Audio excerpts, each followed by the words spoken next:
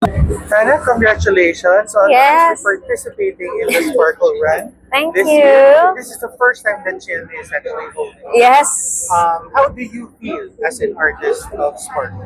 I feel very excited, of course. That's a first for everyone since unang-una nga tong Sparkle Run. And I also feel like this is such a beautiful moment to be part of. It's not all the time na makikita mo the fans participating this closely with the artists and everyone's having fun, everyone's fit.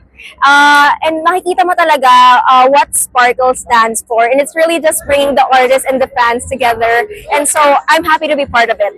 It's a blessing and I think it's a privilege to be hosting it actually. So yes, I'm just overall thankful. You are with Kuya Beto Karina. Yes. What was like the overall vibe ng mga nag-participate sa 16K since yun yung first race natin? I mean, everyone was pumped up kahit ang aga-aga. We started talking, I think it was at 2:45 a.m. And everyone was just very participative. Kahit ilang beses kami humingi ng energy check from them. And nakakatawa lang, nakakataba ng puso na napaka-supportive ng ating mga kapuso kapag talagang nakikita nila. I mean, Sparkle shows that they have heart with whatever project they give. So talagang rin-reciprocate ng ating mga kapuso. So, nakakatawa. Yes, we'll see. Tatakbo rin ako. Tignan natin, baka 3. Actually, nagma-muay thai ako. So, parang medyo okay naman ang stamina natin. Pero, matetesting tayo sa running. So, makikita natin kung paano siya. We'll see. Nakatulog ka naman.